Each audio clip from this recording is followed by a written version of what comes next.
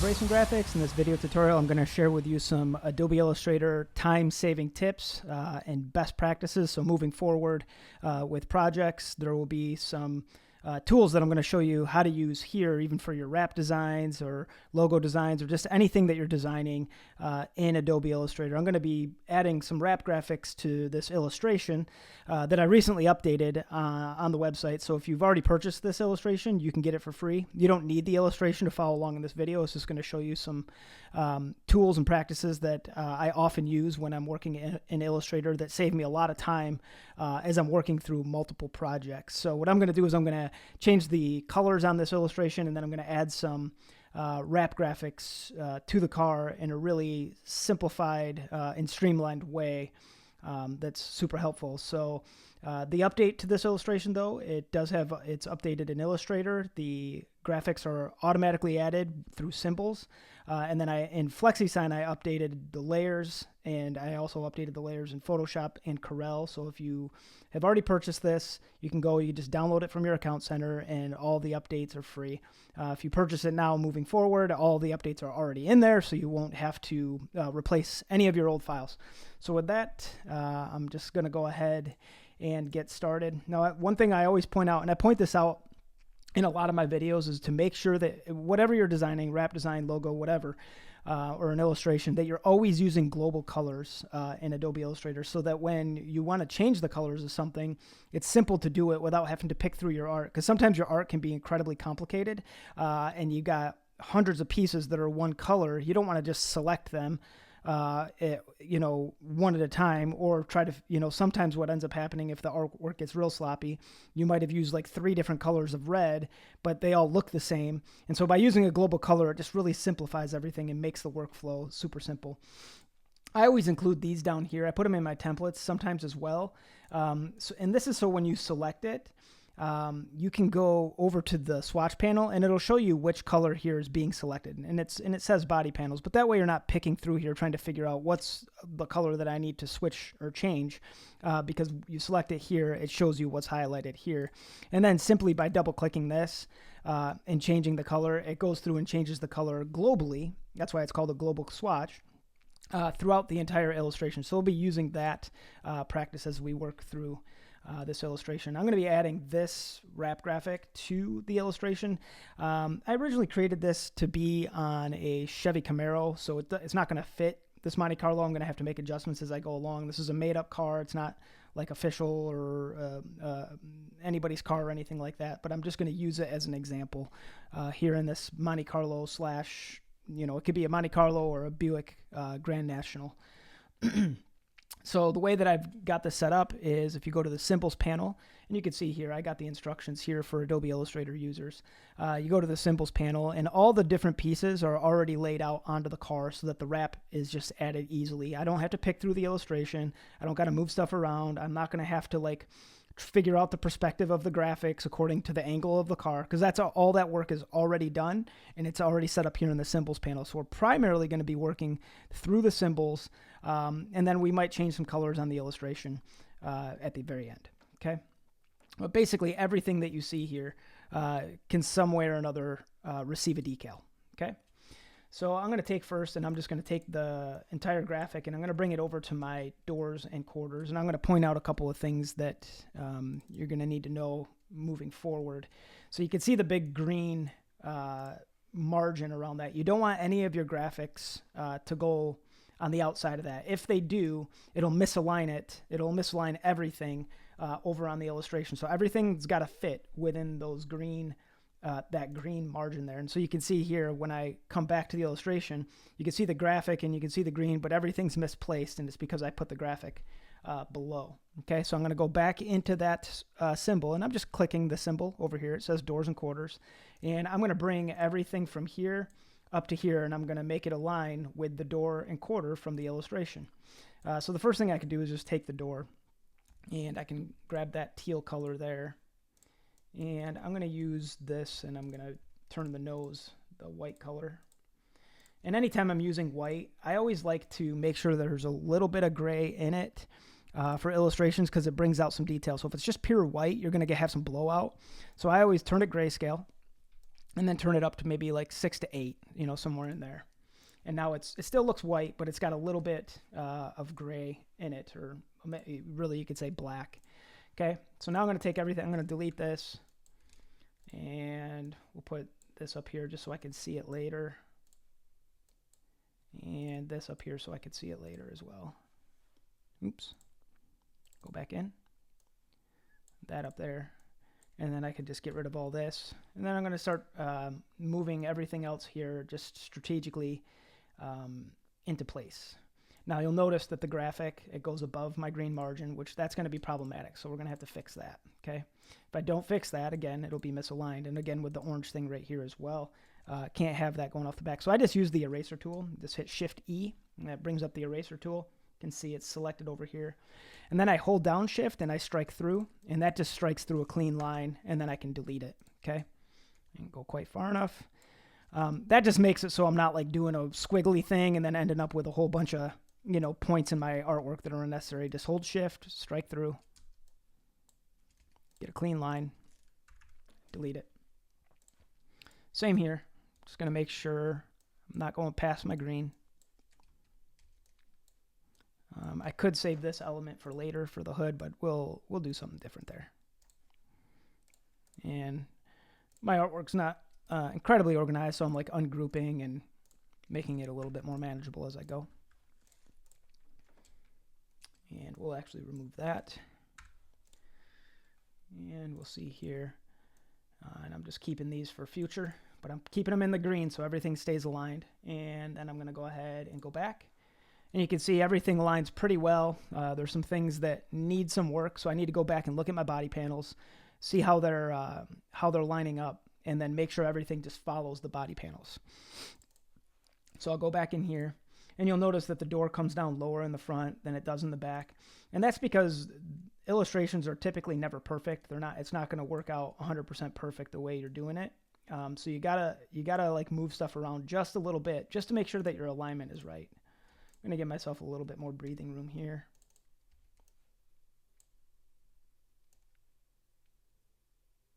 But the nice thing is I'm not even having to bring my graphics in and like keep squeezing them in and like kind of like trying to find the right angle and the right perspective. The illustration's already doing that work for me. So I just keep coming in here and adjusting. I know I want this to go all the way to the back, all the way to the front, like that. And then I'll just take a look. And so you can see it's starting to align. This is not quite aligned with that, so I'm going to tilt that a little bit forward. I'll do it with everything. Yeah, I'll do it with that as well. Okay. Just like that.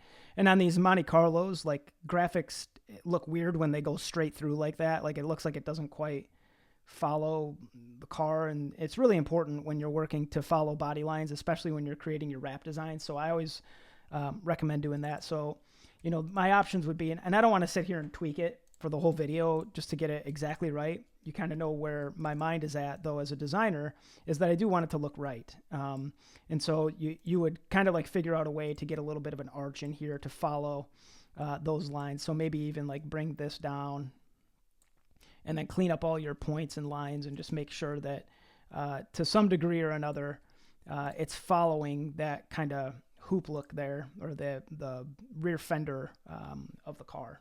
If that makes sense. So I'll go back.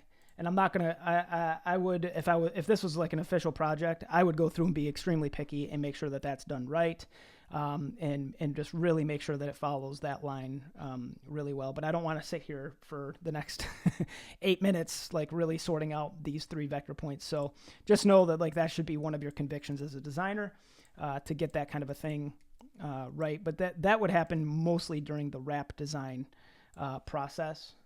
And then here, it's just you're making it match the car that already exists, typically with illustrations. Okay, so I'll do that. That'll be good enough for now.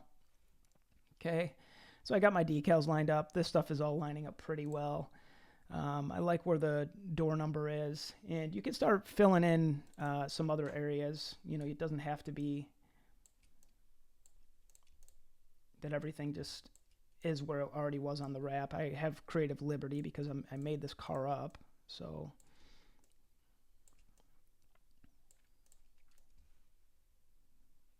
start doing that. And maybe I want, like, I'm thinking of the hood. Maybe I want the white to, I always like cars that like are white up front and then go to a dark color. It just creates a lot of contrast on the racetrack. So maybe I want something like that. So I'm going to cut through here, cut through here. Just get a nice clean, doesn't need to be very big.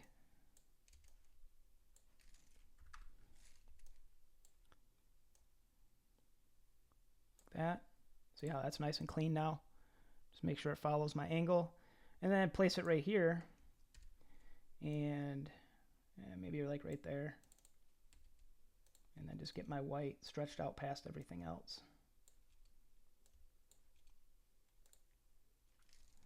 I'll keep that point there and just add a new one so I can pull it down. That.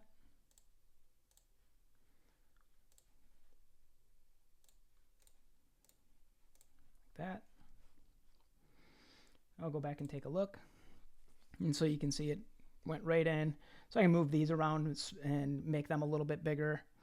You can kind of see I'm trying to squeeze a lot down into a lot of this detail work here. And on this illustration too, the plastic is removable, so if you want to work your graphics all the way down to the bottom, you can, or if you want to change the color of the plastic, you could do that as well. So just a big time-saving tip, though. The global color here for the plastic is that color, so I could just keep adjusting this here without having to like pick a color and adjust it, change it, pick a color, adjust it, and change it. I could just keep doing it here. That color actually matches pretty well, so for now I'll leave it like that. So you got this teal color, which is the rest of the car, which when I was growing up, street stocks were always spray painted, and then decals would be added after, or the whole car would be painted. And so that's why I always lean towards like more exotic colors that aren't the colors of like the panels you can buy or plastic you can buy. You got to stick to your plastic colors, but you can't. With your metal, you can always it could always be spray painted. So I'll turn that plastic. I'll just go white for now, make it look nice and clean. And we can do the same thing with the wheel covers. So you can see the mud. I call them mud plugs here. So it shows me right there. There it is. And now I'm just going to drag that off-white color over there. And now those update as well. I can do the same thing with the nose cover. Or the nose. And then I can do it all with all the body panels that are red. So body panels right there. I could just select this, the doors, and then pull this over. And I'm just holding down Option. And you see the little plus mark. And then I drop it on there. If you're on a PC, it's going to be Alt. So I'm on a Mac, so it's Option. That's really there's only like 2 or 3 differences between Illustrator on a Mac and Illustrator on a PC, and that's one of them is the Alt key and the Option key are different on those shortcuts. Then I could do the same thing with the spoiler, so I could just select that. It shows me right here, there it is, and then I drag that there. Now I have a white spoiler. And then for the roll cage, you can see, there it is. So I could pull that yellow color over to bring it in a little bit.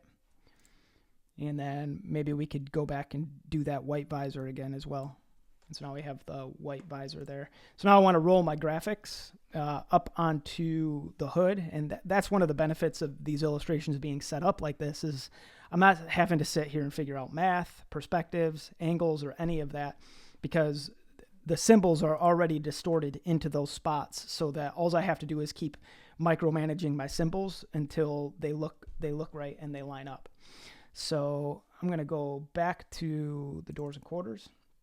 And I'm going to look at this, size these guys up a little bit. And I'm not really trying to do a perfect job because I want to just get through the video and show the functionality of the tools and the illustration. And so my point here isn't to get exactly a perfect looking car. And I'll take these guys out of here. And I'm going to go to the visor now. So basically every part of the car, I have it set up here in the symbols. And if you want to learn how to create your own illustrations and set them up this way so that they're super easy to update later, so you don't ever, every time you're going to add a new wrap, I could just come in and bring a whole new wrap design into this just by going through and replacing what's in these symbols instead of picking through everything. So it saves pretty much hours of time. So I'm going to go ahead and open up the visor, as you can see here. And I'm just going to put that name there. Like that.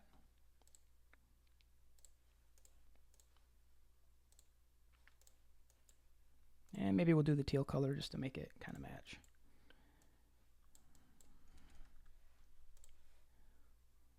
Go back. Now you can see it's added up there. I could put maybe like a number 4 there and another sponsor right here. Add a little bit of like a pop of color of some kind, just for fun. You know, there's all kinds of things that can be done there. Okay, so now I'm going to go to my pillars, and I'm going to add in 2 more. So assuming that this is a Chevy Camaro, I'll put that there. Or I mean a Chevy Monte Carlo, sorry. Put that there like that. And you could do other things as well, like, you know, if you want to get a touch of orange in, just for, you know, maybe trapping a sponsor or something like that. You could do that, and then that's more red. Go orange, but you can see it'll show up right there, just just how we put it in. So I'm not going to do that, but you get the basic idea. Could do this here. And, you know, go through and start lining things up. But you can see it's already angled. It's leaning backwards, and it's already angled so that it looks natural on the design. It's not like stuff is just crammed in and it looks like it doesn't quite belong. I'll actually show you here the one on the door, because it's what you do is you set it up. Let's see. Unlock all. And I'm going to hide my highlights and shadows. Okay, get the base. So you can see here it's masked in, but you can see I've got it set up with a mesh, and the mesh actually makes it so that it follows. You can see they're bent a little bit, right, and leaning back. So it actually follows the door line. It's not just a flat graphic. I see this on a lot of illustrations. Guys make that mistake, is they just add it on there and it's flat. And it should be that, like, when the door's rounded, that everything bellies out just a little bit, just to give it that more of a natural feel. So you can see I did that all the way through here, all the way to the back. Okay, go back, and I'm going to fix this Stanley. And so you just keep coming in here, and even if it doesn't look natural here, that doesn't mean it won't look natural on the illustration. The illustration is what's important. So everything doesn't have to be perfectly lined up in here, as long as, because you saw there's angles and there's a mesh and there's all kinds of other things going on in the illustration. That's where it needs to look natural. And illustrations are not a perfect science. It's really difficult to say, like, if I do this math and at this angle, everything's going to look right. And a lot of times it doesn't. And so you've got to be able to go through, and that's where your creative ability comes in. Like, how do I make this look natural, even though it feels like the math should make it look natural, meaning the angles and the perspectives and all that.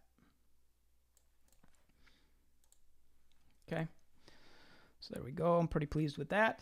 I could turn my highlights back on. So let's work through now the hood.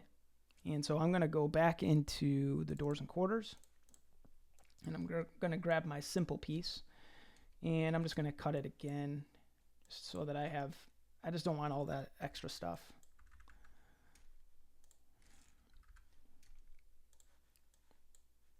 Okay. And now I'm going to go to, the hood is going to be broken up, I think, into 4 parts. So we're going to have hood right. Okay, so this is the right side of the hood. And so if you want to run a sponsor across, you got to divide it up into the pieces I'm going to show you here. And so we'll do this. -90. Oops.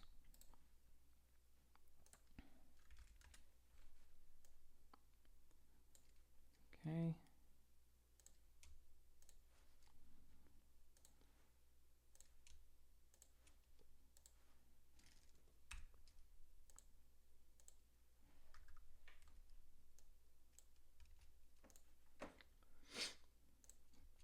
Okay, so now I'm just going to work to get it lined up correctly. So I'm just going to move this here, and go back and see how it looks. So you can see it added this piece in right here, but you can see it's not quite lined up. So I'm going to go back in there, and I'm just going to keep moving it until I get it lined up.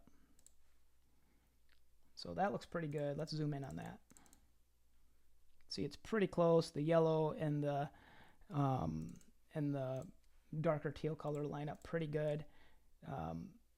Probably not going to be able to get it exactly perfect, but you get the idea. It's going to, once it's printed, you're not going to see the little imperfections of alignment in the pixels.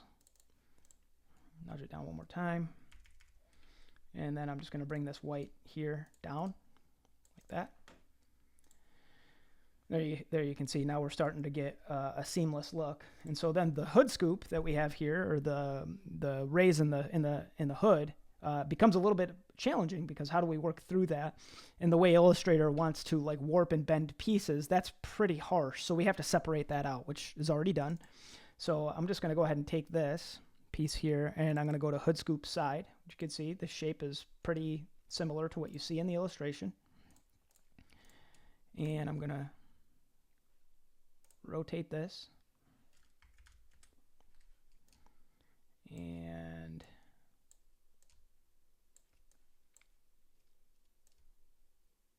now Illustrator does do a weird thing with meshes. When there's a mesh and it's a symbol and you go outside of the green, that's where it will misalign. If there's no mesh, sometimes it won't misalign. I don't know exactly what the system of thought there was for those who developed Adobe Illustrator, but so this one I might be able to go outside of it like this and it won't misalign like you saw the door do earlier. So let's try that.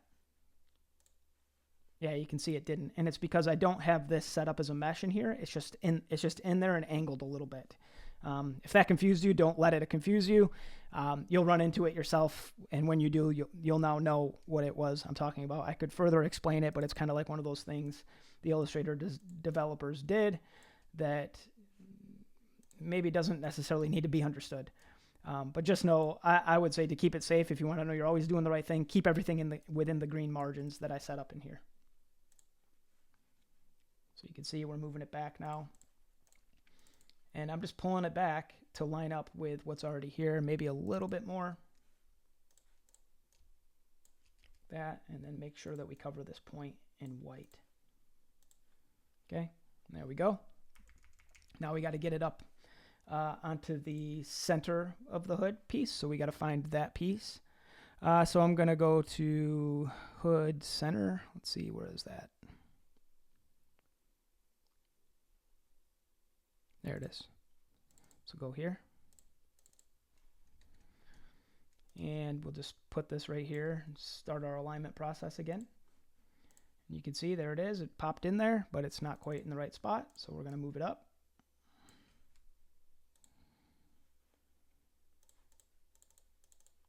So we got to come down just a little bit. And another thing you can do too, you don't have to keep coming over here. So you can... I find it a little bit trickier, but there is another option. I'll show that to you. So I'm hiding all my... So you can see here's the piece I got masked. You could double click it, and then it shows you how I have the mesh set up. You could double click that, and now double click it one more time, and it brings it out flat like that. So now I can sit here and nudge it. It essentially is showing me the same exact thing as what it's showing me when I do the symbol, but it's just a different way of getting to it. And then when I want to get it back to spot, I just double click, or I go up and hit hood and go back, and it brings me back to this here. So you can see I can come down a little bit further.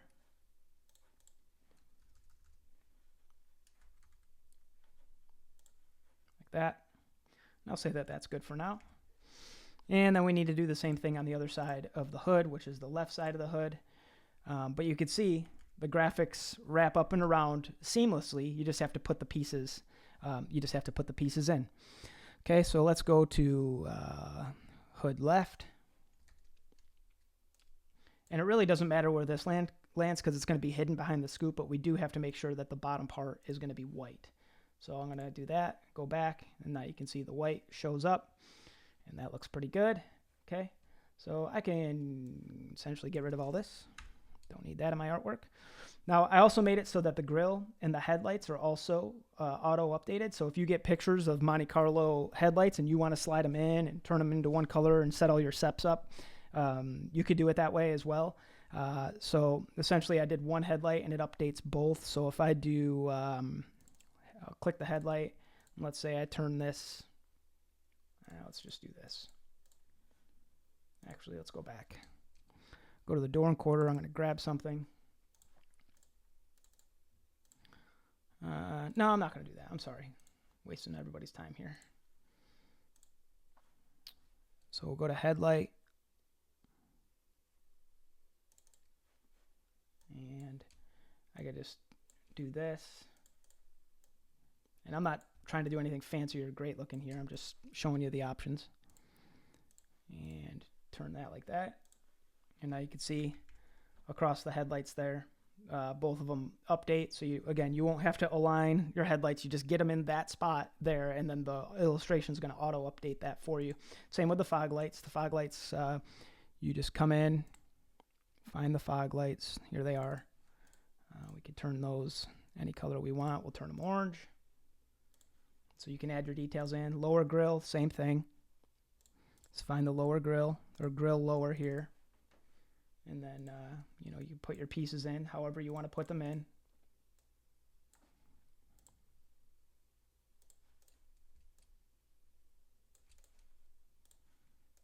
And the upper grill.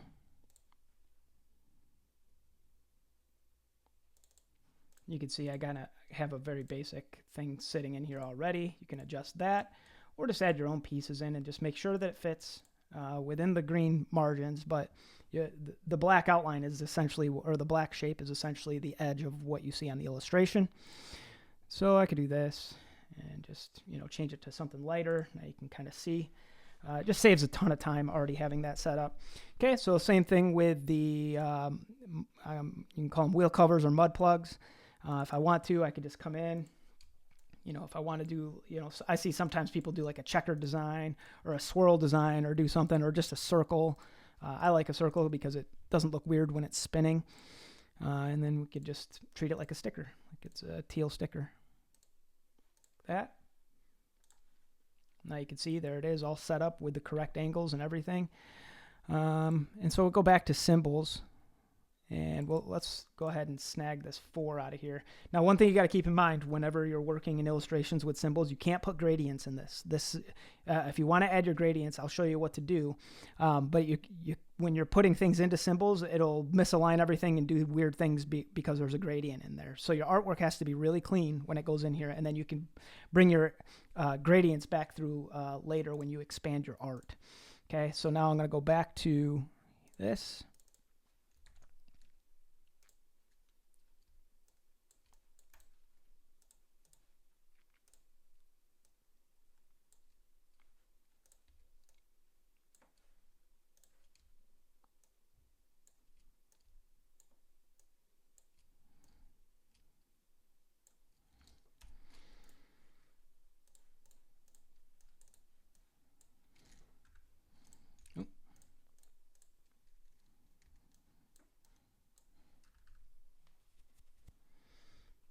And I always like having options when I'm working, so it's not going to update both of them, but you see there's a 4 now there, and so we can come to the other one and just add it in. And this one I'm going to spin a little because the tires are going to be spinning, they're not going to be spinning with numbers that are straight up and down. And there you go there. See, it's already fits in, and so now I can show all, get my light back, and you can see. So we'll do the last thing here, and I'll just add the spoiler element here. So let's see. Can also do this. It looks like we got the spoiler side here, so I can always add a decal in here. Turn it orange. But if it was just like a decal, you can see there it is. Now it shows up there. And then rear spoiler.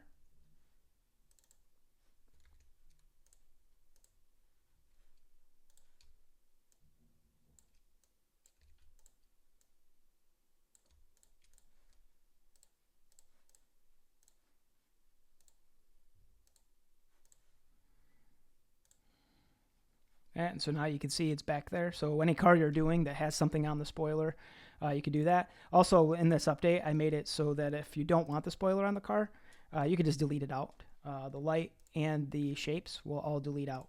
So you could just delete that, delete this, delete this, delete, delete. And so, because there's going to be cars at the track that are going to also look that particular way. Okay, so I'll come back. Just bring it back.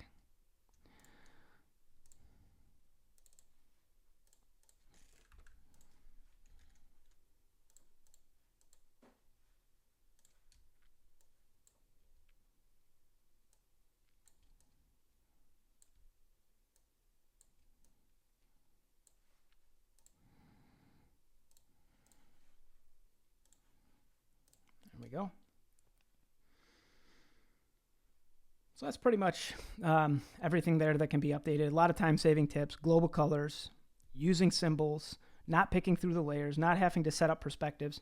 Now, the really nice thing is, this car, I set it up as teal. I have the global color sitting right here. So if I want to change it to red, I just replace all of the teal with a red, and then it goes through. And even though the symbols are embedded, it still recognizes, hey, that's a global color. We're going to update the global color, and now we're going to do it as red instead of the teal color. Same thing here if I really wanted to do something super bright like that. So you can see there's a lot of ideas here you can play with. And the last thing I want to show you in Illustrator is just adjusting the shadows and the light layers. So you don't have to always stick with what's here. Now, when you're working with your SEPs for t-shirts, it is going to be particular about what you do. And so some of these options are going to be irrelevant in that particular case. But you don't always just have to have it where it's sitting here as a light layer and a shadow layer. Meaning it's just static and it is what it is. So you can open up your transparency panel here. And you can see I have this set up so that you have options. If you want your light to be brighter, you can just turn it up to 100. If you want it to be shallower, you could turn it down to 25. And then it kind of takes a little bit of a back seat and gets out of the way. Now, one of the other things you can do that's really nice is you can select from these options here. So we can go to like soft light or something like that. You just have to make sure that it's selected right here, this little dot. And then you would change it to overlay and see it starts bringing in more shades of teal in through the white. Instead of it just being white on teal, it becomes a little bit more dynamic. And so watch when I change it back to normal, you can see it kind of gets a little bit foggier. When I go to overlay, it brings in shades of teal. So it just brings a little bit more dynamics to the illustration. Now the same thing with overlay on shadows is it kind of starts making it look a little bit more dynamic. And again, you can turn up or turn down to get more details within the context of your design. And then you could do the same thing with the shadows. So the shadows are going to be black, so they're turned down to 15%. If I turn them up all the way, you'll see all the black there. And I just want you to have that option that if you need more shadows, maybe it's a lighter car and you need the dynamics to be increased just a little bit, you can have it. So when I turn that to overlay, it's going to bring out the teal, but in a darker way, right? So that's still teal. It looks black probably to you, but it is teal.